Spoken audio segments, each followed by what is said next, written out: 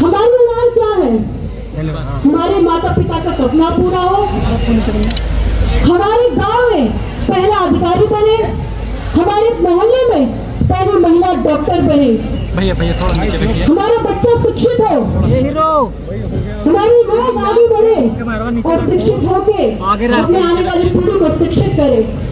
लेकिन जब वही छात्र के सामने बार बार पेपर लीक हो जाता है, सालों की मेहनत खराब हो जाती है, एक वो छात्र जो दिन रात लगन से ईमानदारी से पढ़ाई करता है और दूसरी जब धोखाधड़ी करता है, जब दोनों लोग को एक लाइन में खड़ा कर दिया जाए, ये नुकसान केवल परीक्षा का नहीं है, ये नुकसान उससे बड़ा हमारी सम्मान का है, हमारी विश्वास जो टूटता है। कोई भी भारत या कोई भी देश हो या कोई भी राष्ट्र हो, तो उसका एजुकेशन सिस्टम पे विश्वास ना हो तो उसका एजुकेशन सिस्टम कभी स्ट्रॉन्ग नहीं रह सकता है।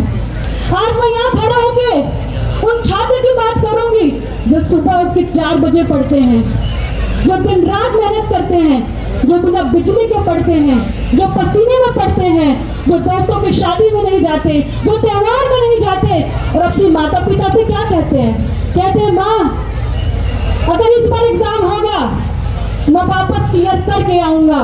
लेकिन जब वही एग्जाम और वही परीक्षा विवादित में चला जाए तो हर एक युवा के मुंह से बात निकलती है कि हमारी मेहनत की क्या कीमत है। ये आज वह नौजवान कह रहा है।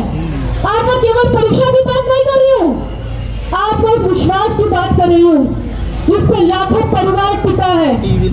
एक हमारा किसान भाई जो दिन रात किसानी करता है, एक हमारा मजदूर भाई जो दिन रात पसीना बहाता है, और एक वो माँ जो खर्च नहीं करती है, और वो पिता जो अपने सपने पूरे नहीं कर पाता कि उसके बच्चे पढ़ लिख के आगे बढ़ सके।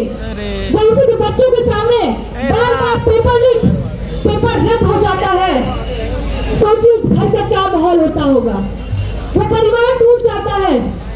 जब परीक्षा लीक होता है तो छात्र का परिवार, सिर्फ छात्र नहीं टूटता है, पूरा परिवार टूट जाता है। शिक्षा केवल डिग्री नहीं देती, शिक्षा हमें मान सम्मान देता है, शिक्षा हमें बराबरी का हक देता है, शिक्षा हमें रास्ता दिखाता है। हमारे कॉन्स्टिट्यूशन में, हमारे संविधान में इक्वल अपॉर्चुनिटी दिया गया है। इक्वल अपॉर्चुनिटी का मतलब यह नहीं है कि परीक्षा करा देना, परीक्षा के साथ साथ ट्रांसपेरेंसी भी होना चाहिए, अकाउंटेबिलिटी भी होना चाहिए और फेयर कंपटीशन भी होना चाहिए। आज मैं यहाँ खड़ी हूँ, लाखों युवाओं की आवाज आ रही है मेरे कानों तक कि हमें विशेष सुविधा नहीं चाहिए, हमें निष्पक्ष हमें अवसर चाहिए।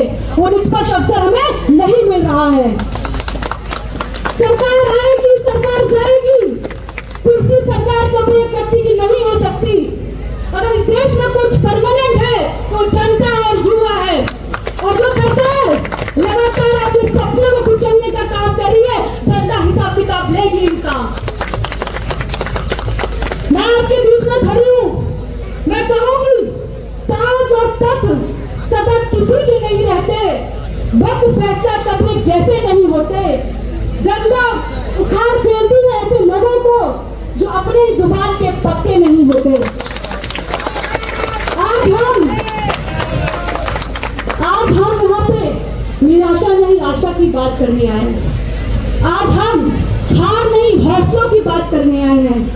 आज हम डर नहीं विश्वास की बात करने आए हैं। और जब युवा मन बना लेता है, इतिहास गवाह है, तो देश को बदल के रख देता है, याद रखिए।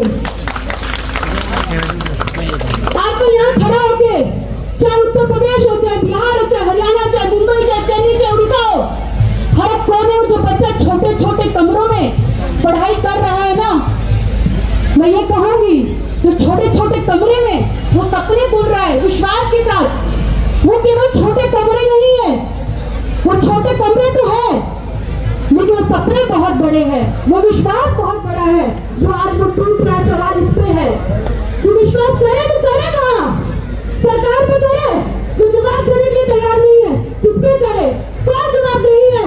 बताएं। 25 दिन से यहाँ लोग बैठे हैं कि सरकार क्यों नहीं आ रही है? सरकार को बैठाया था आप लोगों ने, सरकार की बारी आके बैठे आपके साथ, अब जवाब दे आपको कहाँ लोग बैठे हैं। मैं आपसे कहूंगी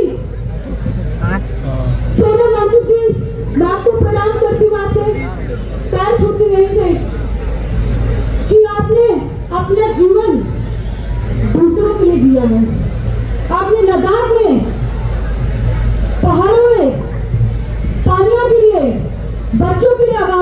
है। और आज वही थका हरा शरीर लेके आप यहाँ बैठे हैं आपके भविष्य के लिए। यहाँ पे आपको भी बैठना चाहिए। उनको पेपर नहीं देना, पेपर आपको देना है। इनका शरीर थक सकता है, इनका शरीर थक सकता है, लेकिन ये और इनकी नीयत कभी थक नहीं सकती है। इनकी कभी इरादा नहीं थक सकता है।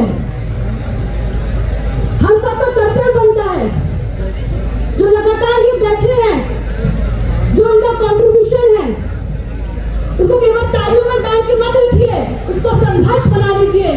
संघर्ष के साथ आगे बढ़िए, तो हम मानेंगे इनका यहाँ बैठना सफल हुआ है।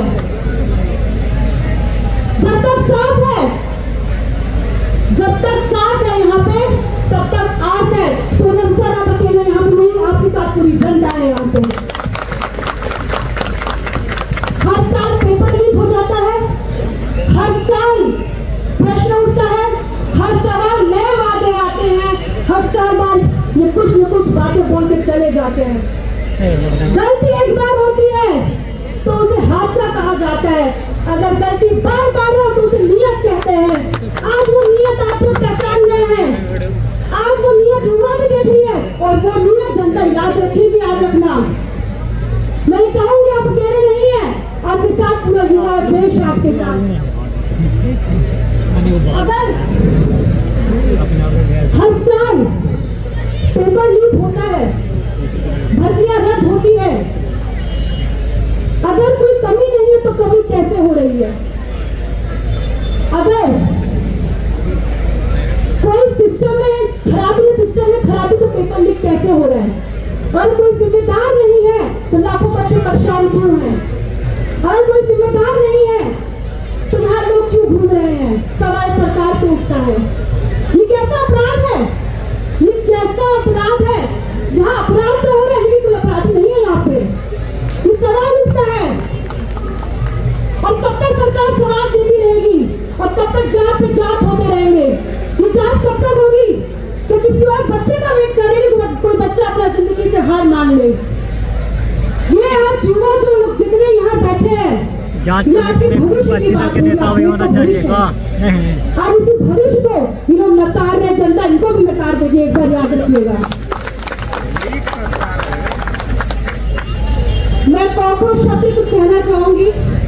कुछ लोगों ने कॉकरोच शब्द को अपमान कहा होगा, लेकिन उसी कॉकरोच शब्द को यहाँ के युवा ने सम्मान दे दिया है।